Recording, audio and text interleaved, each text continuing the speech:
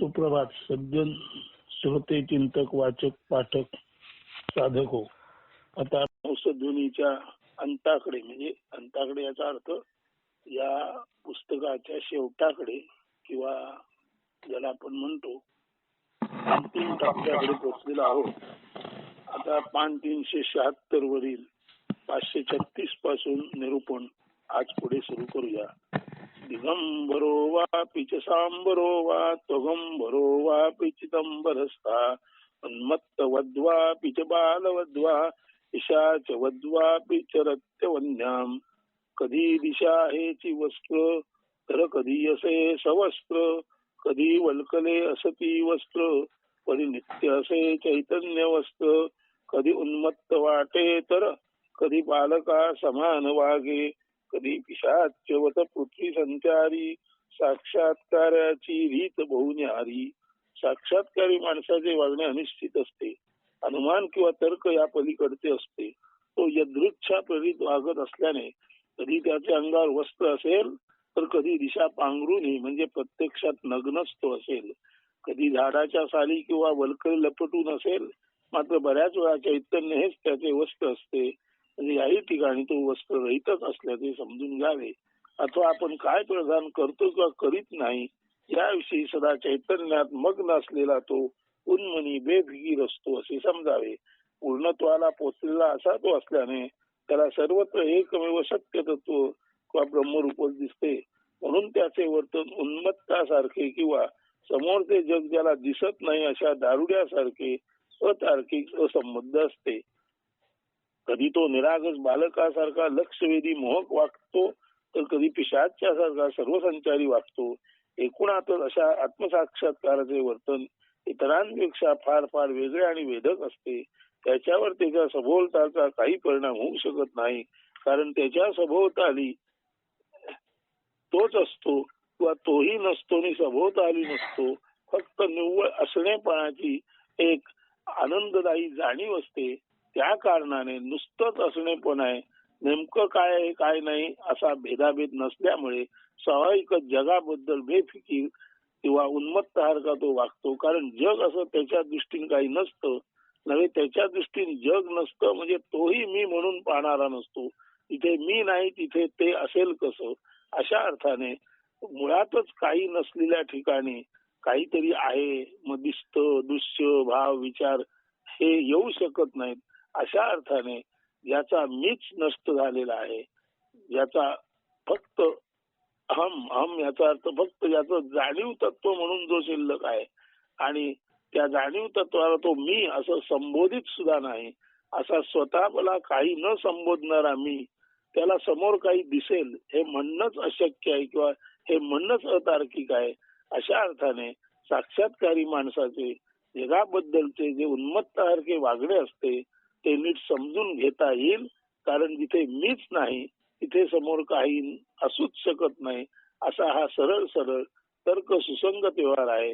परंतु व्यवहारी माणसाला मात्र साक्षात्कारी माणूस जगाबाबत उन्मत्तासारखा वागतो असे वाटते. ती व्यवहारी माणसाची चूक आहे, ते त्याचं अज्ञान आहे. पुढे 537 कामान निष्काम रूपी संचरत्येक जरो मुनी स्वात्मदैव सदा तुष्टा स्वयं सर्वात्मना स्थिता. उत्स्फूर्त पूर्ण कामी निष्काम पर कामरत असे ऐसा मुनी स्वसमाधानी सर्वत्र सर्वात ब्रह्मरूपही असे. वास्तवात आत्मज्ञानी मुनी कामना असूनही कामना रहित असतो. म्हणजे असे की अशा लोकोत्तर पुरुषास स्वतःसाठी काही ध्येय कामना इच्छा किंवा काम वाक आले नसते. मात्र तो यदृच्छया म्हणजे रॅन्डमली अशी काही परहिताची कामे उत्स्फूर्तपणे त्याच्या नकळतच करीत असतो आणि ती कामे जणू काही ध्येयवेड्या झपाटलेल्या माणसाने केल्यासारखी त्या कामामध्ये कार्यामध्ये पूर्ण झोकून देऊनही करत असतो. त्यामुळे इतरांना वाटते अशा माणसालाही आपल्यासारख्याच कामना आहेत. मात्र ज्ञानी माणसाच्या कामना रहित कामना म्हणजे वेगळ्या शब्दात निष्काम कर्मेच आणि आपली सकाम कार्ये यात मदंतर आहे. मात्र ज्ञानी माणसाच्या कामना रहित कामना म्हणजे वेगळ्या शब्दात निष्काम कर्मे आणि आपली सकाम कार्ये यात मदंतर असते. आपल्या कामांचे स्वरूप संकल्पपूर्ण असते. ज्ञानी माणसाची कामे संकल्प रहित आत्मप्रेरणेने केलेली आणि उत्स्फूर्त परिताची असतात. जशी एखादी वाऱ्याची झुळूक यावी तशी. अर्थात स्वपर असा भेद ज्ञानी माणसात नसल्याने खरे तर अशी कर्मे यदृच्छेची, भगवंताच्या इच्छेची किंवा आत्मोद्भवच असतात. ही सर्व कर्मे चैतन्याच्या लहरीप्रमाणे, तरंगाप्रमाणे घडत असतात. सारांश, सर्वसाधारण माणसाच्या कामना असतात. त्याला काही साधायचे असते व त्यातून तो कार्यप्रवृत्त होतो, म्हणून त्याची कर्मे सकाम असतात. उलट ज्ञानी माणूस निर्हेतुक उत्स्फूर्त कार्य करतो, त्यामुळे वास्तवात तो निष्काम कर्मयोगीच असतो. अशा निष्काम कर्मामध्ये किंवा अनासक्त कर्मयोगात तो अगदी मनपूत डुंबत असतो, संचार करीत असतो. असा हा अनासक्त कर्मयोगी किंवा कामना रहित कर्मदंग मुनी स्वसमाधान पूर्णतेने सर्वत्र आणि सर्वांमध्येही ब्रह्मरूपे वास करून असतो. 538. क्वचिन्मूढो विद्वान क्वचिदपि महाराज विभवा क्वचित भ्रांता सौम्या क्वचित जगराचार कलितः क्वचित पात्रीभूता क्वचित द्वमत पाप्य विदित शरत्येवं प्राज्ञा सतत परमानंद सुखिता. कधी मूर्ख वाटे कधी पूर्ण ज्ञानी, कधी वैभव संपन्न सम्राट वाणी, कधी भ्रमिष्ठ कधी शांत वाटे, कधी अजगरा समान हि जो सुस्त वाटे, कधी बहुसन्मानित आदरपूर्ण वाटे, कधी अपमानित खिन्न खजील वाटे. ऐसा ज्ञानी अलक्षित राही, परमानंद पूर्ण नित्य संचरित राही. सतत परमानंद सुखात मग्न असलेला साक्षात्कारी ज्ञानी माणूस सर्वत्र संचार करीत असताना सहसा इतरांच्या नजरेस येत नाही, आणि आला तरी त्याची ज्ञानी अशी ओळख इतरांना होण्याच्या दृष्टीने तो अनाकलनीय असतो. म्हणजे ज्ञानी माणूस जाणण्यास कठीण असतो. असा माणूस कधी मूर्ख वेडगळ वाटतो, तर कधी पूर्ण विद्वान वाटतो, कधी सम्राटासारखा वैभव संपन्न वाटतो, कधी भ्रमिष्ठ तर कधी शांत वाटतो, कधी अजगरासारखा सुस्त मंद आळसावलेला वाटतो, कधी त्याचे दर्शन अत्यंत सन्मानित आदरपूर्ण वंदनीय पूजनीय असे भासते, तर कधी तो खिन्न खजील अपमानित वाटतो. तो ब्रह्मभावात असल्याने उन्मनी स्थितीतील त्याचे वर्तन सर्वसामान्यांना अनाकलनीय ठरते. 539. निर्धनोपी सदा तुष्टो सहायो महाबला नित्यतृप्तोप्य भुंजानो समदर्शन. निर्धन असे तरी सदा तृप्त, असहाय परी बलवानही असे, अभोगी तरी समाधानी, विषम स्थितीत समचित्त जो असे. ब्रह्मज्ञानी निर्धन असून संतुष्ट असतो. त्याला कोणीही मदत करता नसला तरी तो स्वतःचे ठाई स्वतः बलवानच असतो. म्हणजे असे की तो स्वतःला सदोदित निर्भय सुरक्षित समजतो. सत्य प्राप्तीमुळे त्याच्या अंतरंगात भीतीचा लवलेश नसतो. उलट पक्षी त्याला अत्यंत सुरक्षित स्थिर निश्चिंत सहज भावे वाटते. तो इतरांच्या नजरेत क्षुधित तृषित विषयोपभोग यापासून वंचित वाटला तरी कधीही त्याला अतृप्ती असमाधान असत नाही. तो आत्मतृप्त असतो. प्रतिकूल विषम परिस्थितीतही त्याच्या चित्तातील समदर्शित्व बाधित होत नाही. त्याचे समत्व नित्य शाश्वत आणि नेहमीसाठी तसेच्या तसेच असते. 540. अपि कुर्वन्न कुर्वाण चा भोक्ता फलभोग्यपि शरीर्यप्य शरीर येश परिच्छिन्नोऽपि सर्वगा. कर्म करूनही अकर्ता राही, भोगुनी अभोगी जो असे, शरीरी दिसुनी अशरीरी असे, विभक्त परी अखंड एकमेव सर्व व्याप्त भक्त जो असे. आत्मज्ञानी असतो त्याने शरीर मन धी म्हणजे बुद्धी यांचे मिथ्यत्व जाणलेले असते, आणि तद्भव म्हणजे त्याच्यातून निर्माण होणारी दृश्य भावना विचार यांनाही असत्य म्हणून सहज अलक्षिलेले असते. अशा वेळी तो देह मन बुद्धी यांच्या अतीत उन्मनी असाच असतो. त्यामुळे तो काही ना काही यादृच्छिक क्रिया वा कर्मे करताना बाह्यातकारी दिसला तरी वास्तवात अहम म्हणून ही जाणीवपूर्वक कर्मे नसल्याने असा आत्मज्ञानी कर्मे करून सुद्धा अकर्ता असतो. ही कर्मे विना संकल्प मी रहित असल्याने खरे तर असा माणूस नैष्कर्मीच असतो. याच पद्धतीने देह मनाने भोग घेतले तरी देह मन अलक्षिलेला ज्ञानी अभोगी भोगीच असतो. इतरांसारखा तो शरीरी दिसतो, परंतु देहभावाशी एकरूप नसल्याने तो वास्तवात अशरीरीच म्हणावा लागतो. तो देह म्हणून पृथक वेगळा दिसला तरी सर्वत्र एक आणि एकमेव आत्मतत्वच भरून राहिलेले आहे. याचा तो जाणता ज्ञानी असल्याने असा तो ब्रह्मभावी विभक्त दिसून अखंड एकमेव सर्व व्यापक भक्त म्हणजे विभक्त नाही, तो अखंड म्हणजेच भक्त असा एकमेवा द्वितीय ब्रह्मच असतो. 541 अशी अशरीरम सदा संतमिमं ब्रह्मविदं क्वचित या प्रियेन स्पृशस्तस्थ या प्रियेन स्पृशतस्त थैव च शुभाशुभे अशी अशरीरम सदा संतमिमं ब्रह्मविदं क्वचित या प्रियेन स्पृशातस्थ या प्रियेन स्पृशस्तस्त थैव च शुभाशुभे अशरीरम सदा संतमिमं ब्रह्मविदं क्वचित या प्रियेन स्पृशतस्त थैव च शुभाशुभे ब्रह्मवेत्ता अशरीरी राही तेने प्रिय अप्रिय भाव त्यानसे शुभाशुभई कधी न स्पर्शी त्या नित्य ब्रह्मरूपो महात्मा तो असे. हा ब्रह्मज्ञानी नित्य शाश्वत ब्रह्मरूप असल्याने शरीरावर नसलेल्या त्याच्यासाठी प्रिय अप्रिय अशी द्वंद्वात्मक स्थिती असूच शकत नाही. त्याला शुभाशुभ यांचा स्पर्शही होणे अशक्य असते.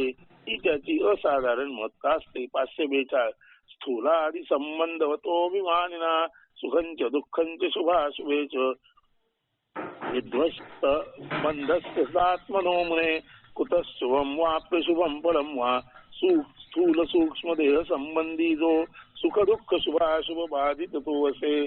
भवबंध तोडून मुक्त मुनी राही जो शुभाशुभ कर्मे तैसी फलप्राप्ती त्यानसे. स्थूल सूक्ष्म देह संबंधी जो सुख दुःख शुभाशुभ बाधित तो असे. भवबंध तोडून मुक्त मुनी राही तो शुभाशुभ कर्मे तैसी फलप्राप्ती त्यानसे. स्थूल देह सूक्ष्म देह यांनाच जो मी असे मानतो वा स्वतःला जो देह समजतो त्याच्यासाठी सुख दुःख शुभाशुभ यांची बाधा शिवाशिव यांची बाधा पीडा असते. मात्र मुनी जो देहवानावर नसतोच तो जीवन मुक्तच असतो. त्याच्यासाठी नसतात शुभ वा अशुभ अशी भेदात्मक कर्मे आणि त्यानुसार मिळणारी कर्मफले सुद्धा. तो तर स्वयमेव परिपूर्ण ब्रह्मच असतो. तेथे भेदजनित खंडता औषधाला सुद्धा सापडणे मुश्किल. 544 तमसा ग्रस्तवद्भानात ग्रस्तोपि रविर्जनैः ग्रस्त इत्युच्यते भ्रांत्या यत्त्वा यज्ञात्वा वस्तुलक्षणं तद्देहादि बंधेभ्यो विमुक्तं ब्रह्मवित्तमं पश्यन्ति देहि वन्मूढा शरीराभास दर्शनात्. सूर्यग्रस्त कधी न होई परिराहू ग्रासी त्या लोक बोलती वास्तव ज्ञान नसे जासी त्याची भ्रांतिवश ऐसे बोलती ऐसाची ब्रह्मवेत्ता ज्ञानी शरीर बंधन मुक्त जो असे. अज्ञाने भ्रांत परित्यासी शरीरी देहधारी समजत असे. वास्तवात तेजाला कोणीही कधी नष्ट करू शकत नाही. जेव्हा आपण व सूर्य यामध्ये काळे ढग येतात तेव्हा आपण म्हणतो की ढगाने सूर्याला गिळले. येथे ढग सूर्याला गिळतात हे सत्य नसून आपण व सूर्य यामध्ये ढग येतात. परिणामतः आपण सूर्याला पाहू शकत नाही हेच वास्तव असते.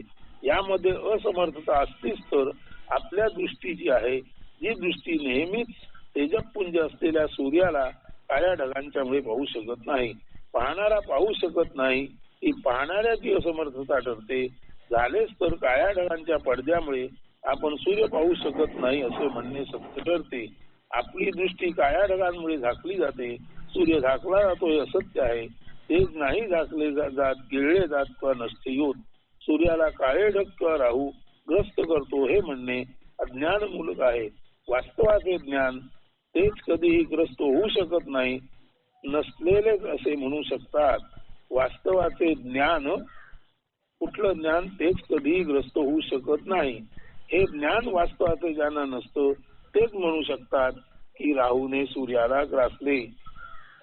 सर्व प्रकट उघड करतो तोच सूर्य असताना त्याला कोणाकडून तरी कधीतरी झाकले जाते असे चुकूनही समजणे मानणे वेडगळपणाचेच आहे. म्हणजे शंकराचार्यांच्या काळामध्ये सुद्धा स्वाभाविकच शंकराचार्यांसारखे ज्ञानी लोक हे स्पष्ट जाणत होते की सूर्याला राहू चंद्राला केतू गिळतो हे अज्ञान आहे.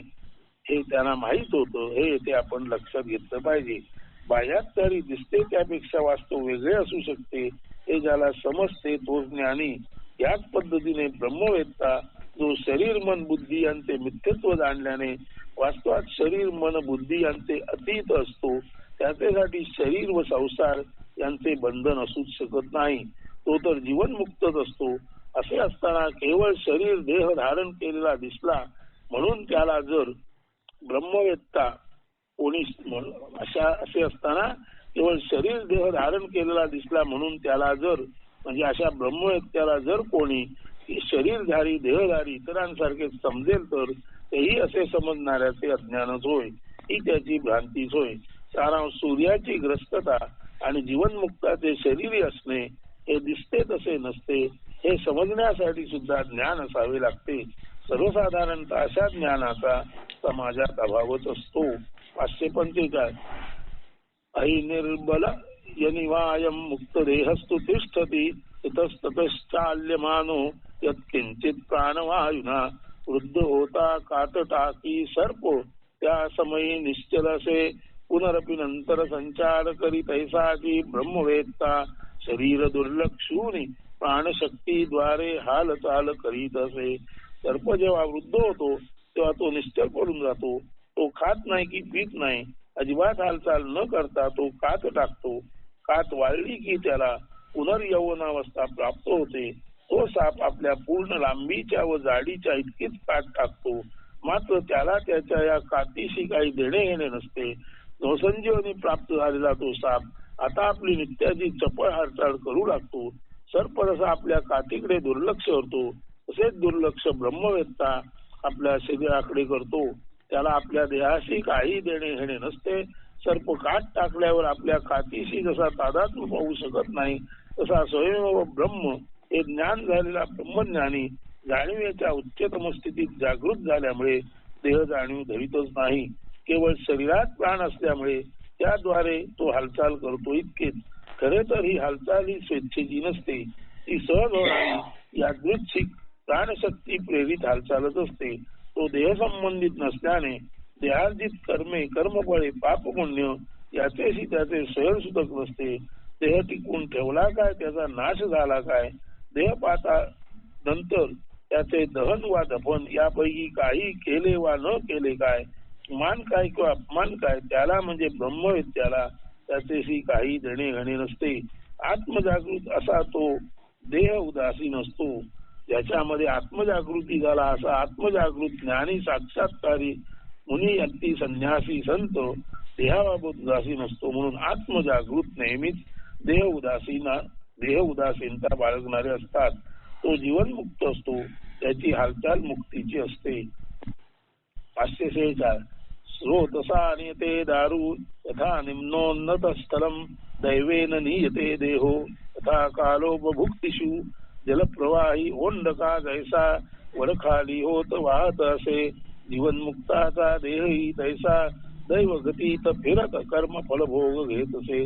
जसा पाण्याच्या प्रवाहात लाकडाचा ओंडका वर खाली होत वाहत असतो त्याची स्थिती जलप्रवाहानुसार ठरत असते, तसाच जो जीवनमुक्त असतो जो देहाला आणि कर्म व कर्मफळांना अजिबात महत्व न देता केवळ आत्मचिंतनात असतो, तो सुद्धा दैवगतीच्या प्रवाहात त्याच्या वाट्याला जे आणि जसे येईल त्यांना पूर्वकर्म फलोपभोग मानून आणि त्यांच्याशी अजिबात तादात्म्य न पावता शांततेत धीरोदात्तपणे जीवन गमन करीत असतो. त्याचे शरीर लाकडाच्या ओंडक्याप्रमाणे त्याचे स्वतःसाठी असून नसल्यासारखे असते. त्याचे शरीर लाकडाच्या ओंडक्याप्रमाणे त्याचे स्वतःसाठी असून नसल्यासारखे म्हणजे दुर्लक्षणीय असते. 547 प्रारब्ध कर्म परिकल्पित वासनाभी संसारी वच्चरती भुक्तिषु मुक्त देहा सिद्ध स्वयं वसति साक्षी वदत्त तूष्णीम चक्रस्य मूलमीव कल्प विकल्प शून्य देहाभिमान नसे जासी तो इतरा समही प्रारब्ध कर्म वासना भोग भोगीत असे परिदिसे तैसे नसे ऐसा स्वयं सिद्ध ज्ञानी चक्र कण्या सम निरंतर साक्षी निश्चल असे. जो आत्मज्ञानी असतो त्याचा देहाभिमान मी माझे ममत्व गेलेले असते. अर्थात ज्या अर्थी तो जन्माला आला त्या अर्थी त्याचा जन्म त्याच्या प्रारब्ध कर्मानुसारच झाला हे निश्चित समजावे. तसेच तो प्रारब्ध कर्मानुसार चित्तात निर्माण होणाऱ्या वासना बरहुकूम इतर संसारी माणसाप्रमाणे भोग भोगणारे निश्चित. मात्र तो इतरांसारखा भोग भोगताना दिसला तरी त्याची आंतरिक स्थिती इतरांप्रमाणे नसते. त्याचा अर्थ असा की एकदा का मी देह नव्हे, मी नित्य शाश्वत सच्चित आनंदघन आत्मा आहे असा साक्षात्कार त्याला झाला की असा ज्ञानात जागृत झालेला आता चित्तातही परिपूर्ण स्थिर अविचल होतो. आता त्याच्या चित्तात नव्याने वासना निर्माण होऊच शकत नाही. केवळ ज्ञानपूर्व वासनांचा फलोपभोग घेणे एवढेच त्याच्यासाठी आता शिल्लक असते. तेही तो पूर्ण साक्षीत्वात स्थितप्रज्ञतेत मनाच्या अमन किंवा नमन अशा अविचल शांतीपूर्ण मौनात असताना सहजावस्थेत चालू असते. म्हणजे असे की फलोपभोगात त्याचे मन सुख दुःख आशा निराशा हवे नको स्वीकार नकार अशा द्वंद्वात अडकूच शकत नाही. खरे तर त्याचे मन नष्टच झालेले असते. ते मन अमन किंवा तटस्थ असते. शरीर त्याच्या पद्धतीने जे वाट्यास आले त्याचा उपभोग घेत असते.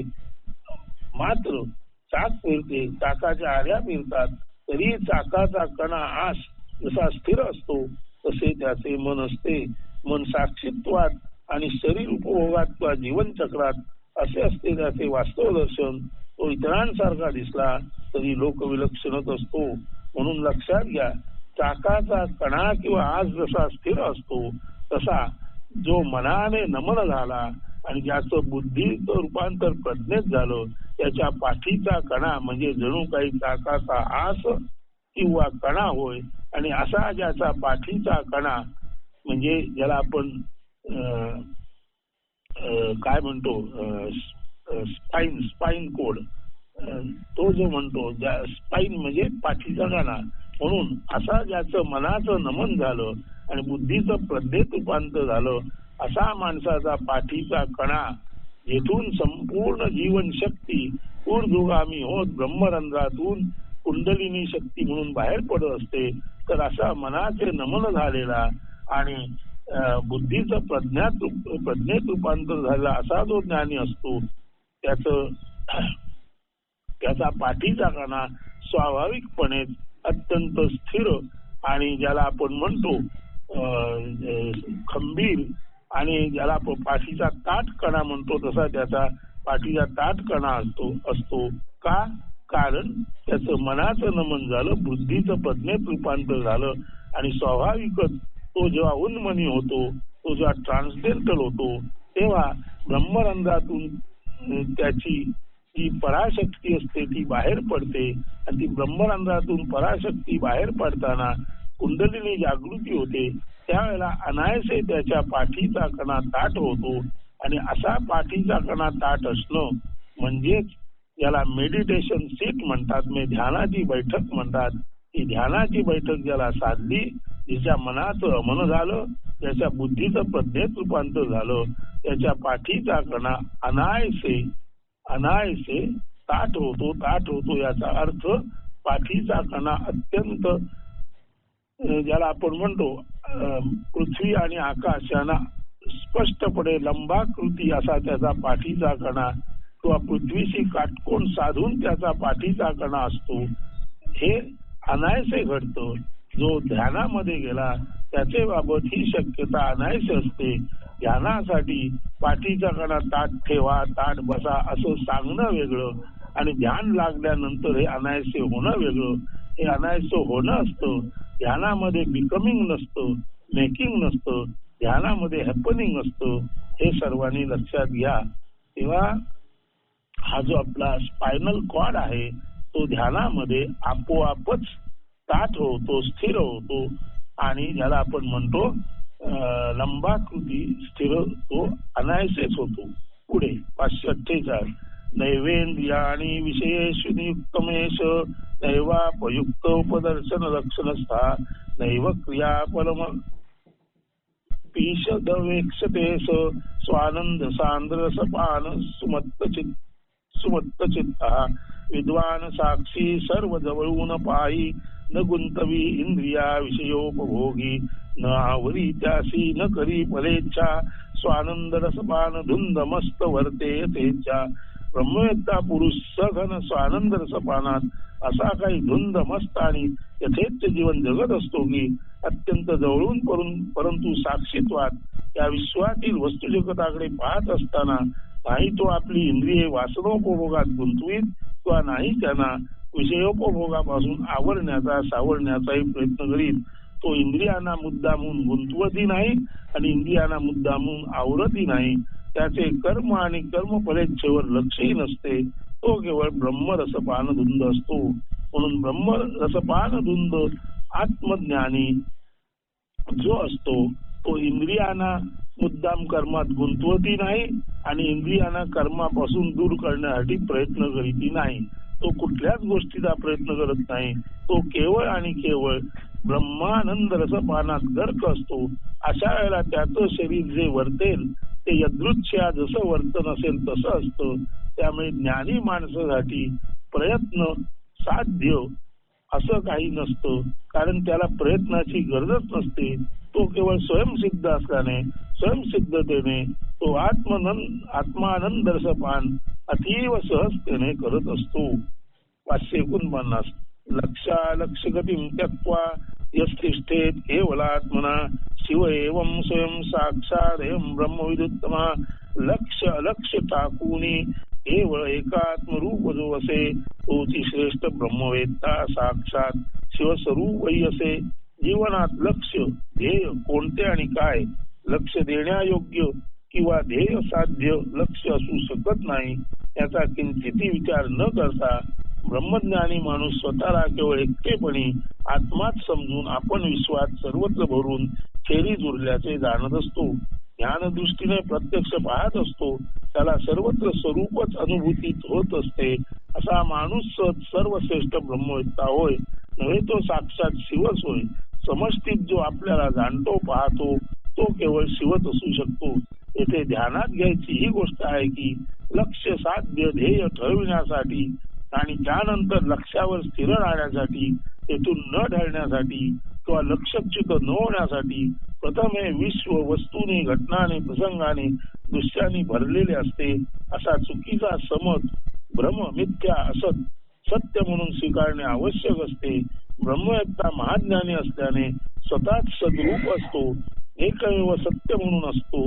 तो सो वेगळे काही येथे नाही हे सहजतेने जाणतो आणि त्याच सहजतेने केवलाद्वैती केवळ एकमेव असणे जेथे दुसरेपण नाही असा अद्वैती असतो. तो म्हणूनच केवळ एकमेव असणे जेथे दुसरेपण नाही असा अद्वैती असतो. असा हा सहज अद्वैती असल्या कारणाने त्याच्या दृष्टीने जग लक्ष देणे ध्येय साध्य सिद्धता यातलं काही असू शकत नाही. 550 जीवन्नेव सदा मुक्ता कृतार्थो ब्रह्मवित्तमा उपाधिनाशात ब्रह्मैव सन ब्रह्माप्येपि निर्द्वयम्. देह विश्वोपाधी टाकूनी जीवनी अद्वैती राहिजो. जिवंत जरी असे तरी जीवनमुक्त कृतार्थ धन्य ब्रह्मवित राहितो. तर असा ब्रह्मवित जो स्वरूपच सर्वत्र पाहतो आणि अखिल ब्रह्माला स्व म्हणूनच जाणतो, त्याने देह आणि विश्व म्हणजे व्यक्ती आणि वस्तूंचे उपाधियुक्त जग सहजतेने नाकारलेले अलक्षिलेले असते. हीच त्याच्या या ज्ञानाची खूण असते. जो अद्वैत्वाने एकमेव स्व म्हणूनच ब्रह्मरूपी असतो, जरी जिवंत असला तरीही जीवनातून मुक्त असतो. खरोखरीच असा हा पुरुषोत्तम धन्य कृतार्थ होय. त्याचा लौकिक उपाधियुक्त जगाच्या नियमांशी देणे घेणे नसल्याने, त्याला लौकिक उपाधियुक्त जगाच्या नियमांशी देणे घेणे नसल्याने, अशा नियमांनी तो बाधित नसल्याने वास्तवात तो लोकविलक्षण जीवन मुक्तच असतो. खराखुरा स्वतंत्र असतो. तो 551 शैलूषो वेश सद्भावा भावयोश्च यथा पुमान तथैव ब्रह्मविच्छेष्टा सदा ब्रह्मैव ना परा. नाट्यवेश परिधान असो नसो नट मूळ जैसा असे तैसाचे असे श्रेष्ठ ब्रह्मवेत्ताही सदा ब्रह्म असे या भिन्न तो कधी नसे. नाटकात काम करणारा नट नाटकात भूमिका करताना नाट्यवेश पांघरून विविध भूमिका करतो. तो नाटकात नाट्यवेशात असो किंवा नाटकाबाहेर नेहमीच्या साध्या वेशात असो, माणूस म्हणून तो नेहमी सामान्यच असतो. नाटकात तो दुष्ट सुष्ट पराक्रमी योद्धा वगैरे वगैरे भूमिका निभावतो. पण या विश्वरूपी रंगमंचावर तो नेहमीसाठी एक साधा माणूसच असतो. तसाच श्रेष्ठ ब्रह्मविद ज्ञानी जीवनमुक्त असल्याने संसारात कोणतीही भूमिका निभावताना दिसला तरी प्रत्यक्षात केवळ अद्वय ब्रह्मच असतो. त्या भिन्न तो काहीही व कधीही नसतो. 552 यत्र क्वापि विशीर्णम सत्पर्णमिव तरोर वपु पतनात ब्रह्मीभूतस्य ते प्रागेव चिदग्निनादग्धम शुष्कपर्णवत जीर्ण शरीर होता पर्ण समहिते कोठेही कधी पडे ज्ञानाग्निदग्ध जीवन मुक्तासाठी शरीर संबंध कधी ना नडे. ब्रह्मज्ञान रूपी अग्नीत जीवनमुक्त संन्यासाचा देहभाव फार पूर्वीच भस्मीभूत झालेला असतो. जेव्हा त्याचे शरीर जराजर्जर क्षीण होते तेव्हा ते वाळलेल्या झाडाच्या पानासारखे कधीही व कोठेही पडून नष्ट होते. इतकेच तसाही कोणताही देहभाव संन्यासासाठी ज्ञानप्राप्तीनंतर शिल्लकच नसतो. देह जायचा तेव्हा जातो. जीवनमुक्त फिकीर नसलेला फकीरच असतो. 553 सदा आत्मने ब्रह्मणी तिष्ठतो म्हणे पूर्णाद्वयानंदमयात्मनासरा सदेश काला द्विचित प्रतीक्षा त्वं माव सवित पिंड विसर्जनाय ब्रह्म आत्मा ऐक्य साधुनी पूर्ण अद्वय आनंद नित्य आत्मरूप जो असे तुझा मांस विष्ठायुक्त पिंड विसर्जिना त्याचे साठी देश काल उचिता अनुचित बंधन ते नसे. स्वतःला जो नित्य अद्वय आनंद रूप आत्मा मानून असेच ब्रह्माशी एकत्व साधून जातो त्याच्यासाठी त्वचा मांस विष्ठा यांनी बनलेल्या या पिंडदेहाचे विसर्जन कोठे करावे, कसे करावे किंवा कोणत्या समयी करावे असा उचित अनुचित विचार असण्याचेही कारण शिल्लक नसते. तो तर स्वयमेव ब्रह्मच असतो. 554 देहस्य मोक्षो न दंडस्य कमंडलो अविद्या हृदय ग्रंथी मोक्षो यतस्तथा अविद्या हृदय ग्रंथी नाश हाची मोक्ष जरी असे तरी देह दंड कमंडलू त्याग मोक्ष तो खचितजी नसे. हृदयात ज्ञान ग्रंथींचा नाश होणे हाच वास्तवात मोक्ष होय. माया म्हणजे अविद्या आणि कामना व कर्म यांचा नाश किंवा सहज त्याग म्हणजे मोक्ष होय. अज्ञान नाश हाच मोक्ष होय. देह दंड कमंडलू या बाह्य साधन नाशाला मोक्ष म्हणता येत नाही. 555 कुल्याया मथनद्याम वा शिवक्षेत्रेपि चत्वरे पर्णम पतति चेत्तेन्न रोकिंग शुभाशुभम ओढा नदी पवित्र क्षेत्री अथवा चव्हाट्या वरही पडे तरी शुष्क पर्ण तरी त्याचे शुभाशुभ तरुणा नडे. झाडाचे वाळलेले पान कधी ओढ्यात कधी नदीत तर कधी पवित्र तीर्थक्षेत्रीही पडते तसेच ते चव्हाट्यावरही पडते. मात्र ते कोठे पडले याबाबत शुभ अशुभ असा काही संबंध त्याच्या पडण्याचा वृक्षाशी नसतो. मात्र ते कोठेही पडले तरी त्याच्या पडण्याचा शुभ अशुभ असा काही संबंध वृक्षाशी नसतो. वृक्षाला त्याबाबत काही देणे घेणे नसते.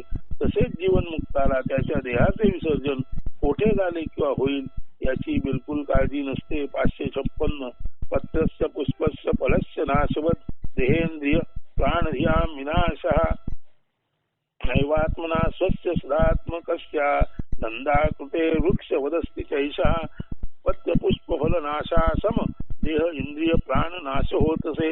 सदात्मानंद रूप स्वात्मा परी वृक्षासम अविचल तटस्थही असे. पाने फुले फळे येतात आणि जातात, नष्ट होतात, मात्र वृक्षावर त्याचा काही परिणाम होत नाही. तो अविचल तटस्थ साक्षी भावात सारे पाहणारा परंतु कशातही न गुंतणारा असा सदोदित असतो. त्याच प्रकारे देह इंद्रिये प्राण मन बुद्धी चित्त अहंकार पंचकोश त्रिगुण यांचा नाश झाला तरी नित्य आनंद रूप असलेल्या स्वात्मरूपी वृक्षाला त्याचे देणे घेणे नसते. तो नित्य शुद्ध अनंत जाणीव तत्व रूपे अविनाशीच असतो. प्रज्ञान घन इत्यात्म लक्षणम सत्य सूचकम अनुद्योपाधिकस्यैव कथयंती विनाशनम. 557 प्रज्ञान घन हेची आत्म्याचे सत्य लक्षण जरी असे उपाधी रूप देह नाशासवे सत्यनाश कधी नसे. प्रज्ञान घन म्हणजे शाश्वत सत्य रूप जाणीव तत्व होय. सत्य म्हणजे ते जे आजकाल उद्या कधी असतेच असते. हेच जाणीव तत्व किंवा आत्मतत्व जे सर्व विश्वास असते आणि व्यक्तीमध्ये प्रत्येक आत्मा म्हणजे शुद्ध शाश्वत आत्मा म्हणून वास करून असते. उपाधी रूप देह नष्ट झाला की हे अहम किंवा जाणीव तत्व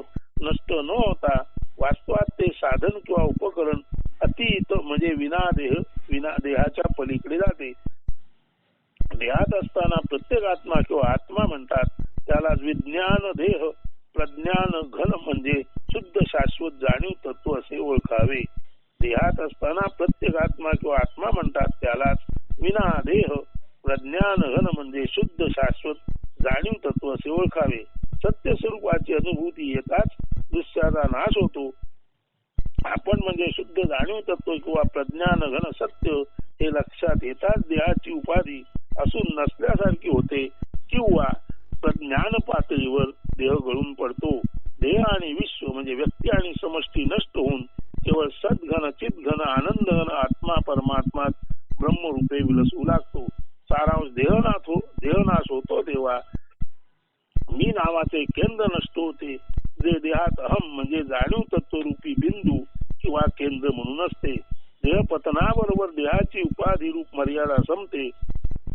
मात्र मूलतः जाणीव तत्व नित्य शाश्वत सत्य प्रज्ञान घन असल्याने ते जाणीव तत्व विना देह विना साधन विना उपकरण अमर्यादितपणे राहते.